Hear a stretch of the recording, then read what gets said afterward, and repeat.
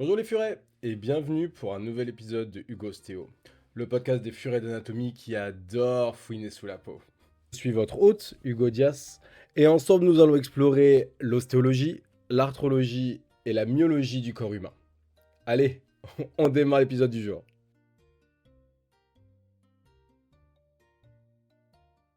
Et bonjour à tous pour ce deuxième épisode, c'est l'arthrologie du bassin et on commence tout de suite avec l'articulation sacro-iliaque. 1. Type. La sacro-iliaque est une condylienne. 2. Surface articulaire. Les surfaces articulaires sont en forme de croissant, ou dites auriculaires, comme une oreille, à concavité, regardant en haut et en arrière. Mais physiologiquement, elles fonctionnent comme une arthrodie. La surface articulaire du sacrum. 1. Situation.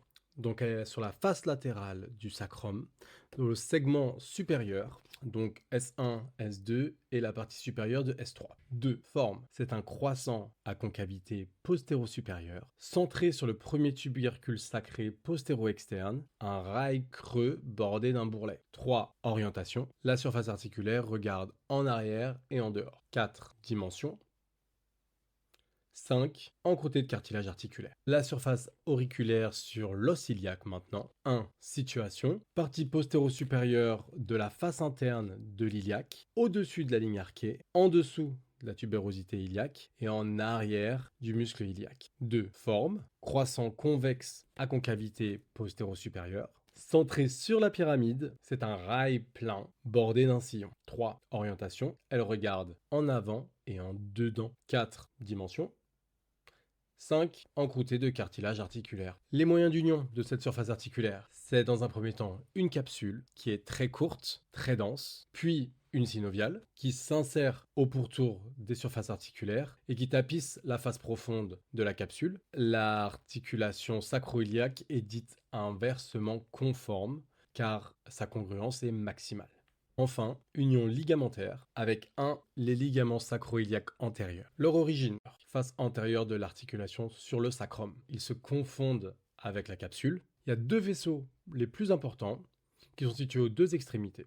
Ils ont un trajet oblique en haut et dehors, et on les dit frein à la nutation. Le supérieur s'étend de l'aileron sacré à l'aile iliaque, donc c'est le grand bassin, et l'inférieur s'étend du bord latéral du sacrum à la partie supérieure de la grande échancrure sciatique, le petit bassin. Et ensuite, l'union de cette articulation est réalisée par les ligaments sacro-iliaques postérieurs. Ces ligaments sont sur 3 plans, avec le plus profond qui est le ligament axile, qui est donc le plus puissant, épais, et qui a pour origine la pyramide de l'os iliaque, a un trajet horizontal et se termine sur les 2 premières fosses criblées. Sur un plan moyen, on a le ligament iliotransversaire conjugué, avec pour origine la tubérosité iliaque en arrière de la pyramide. Il a un trajet en avant et dedans, et se termine sur les 4 tubercules sacrés postéro-latéraux. Sur un plan superficiel maintenant, les ligaments ilio-articulaires ont pour origine la tubérosité iliaque en arrière de la pyramide, ont un trajet en bas, avant, dedans, et se terminent sur les 4 tubercules sacrés postéro-internes. Enfin, l'union d'un sacro-iliaque est réalisée par les 2 plus grands ligaments. Le ligament sacro-tubérositaire en premier, qui a pour origine 1.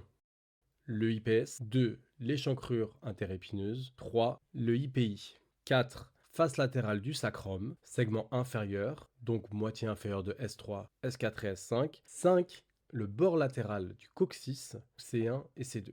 Il se trouve en avant du grand fessier et en arrière du ligament sacro-épineux. Il a un trajet en avant, bas, dehors et se termine sur 1. Le bord inférieur de la tubérosité sciatique et il en 2, effectue un repli qu'on appelle un repli falciforme en forme de faux sur la face postérieure de la branche ischiopubienne. Finalement, le ligament sacro-épineux, c'est le dernier ligament qui permet l'union de ces 2 surfaces articulaires. Il a pour origine 1. La face latérale du sacrum, le segment inférieur de S3, S4, S5, et 2. Le bord latéral du coccyx, donc C1, C2, en avant du ligament sacro-tubérositaire et du grand fessier.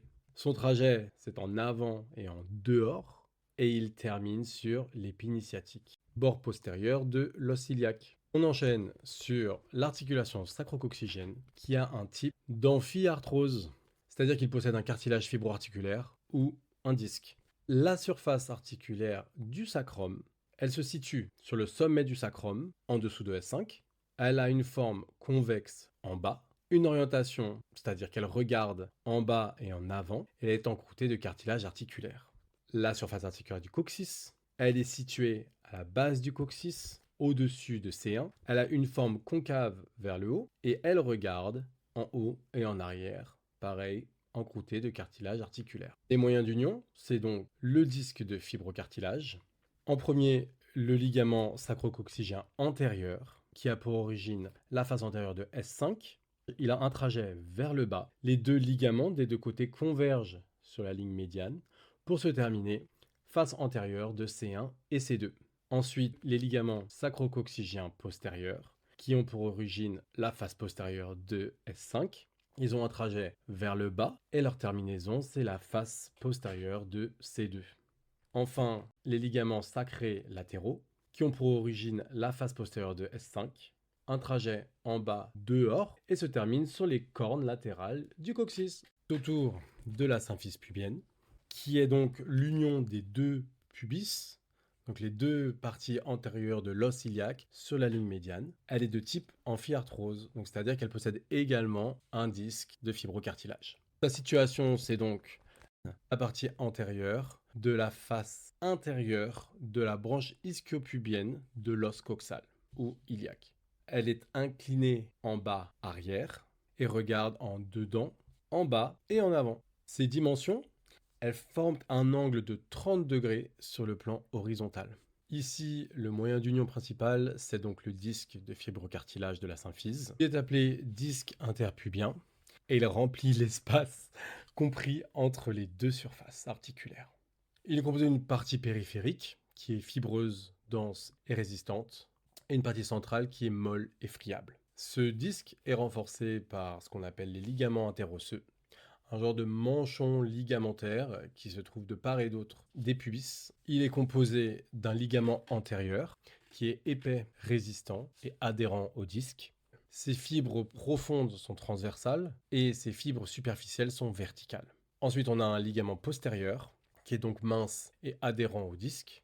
Un ligament supérieur du pubis qui est transversal et qui adhère au fibrocartilage, reliant les deux pubis. Et enfin, un ligament inférieur qu'on appelle le ligament arqué du pubis. Il est tendu entre les deux symphyses et il est à concavité inférieure. En chirurgie, si on souhaite l'écartement du pubis, on est obligé de sectionner ce ligament. Merci beaucoup d'avoir écouté jusqu'au bout. Que tu sois étudiante en médecine, passionnée de science ou juste furée curieuse et que l'épisode t'a plu, ça m'aiderait beaucoup si tu pouvais lui donner quelques petites étoiles, que tu le partages pour le rendre visible, parce que l'algorithme est très sévère par ici. Tu peux soutenir le podcast Hugo Stéo directement sur Tipeee. Les participations serviront à fouiner un petit peu plus dans la nature de laquelle on est fait. À très bientôt les furets.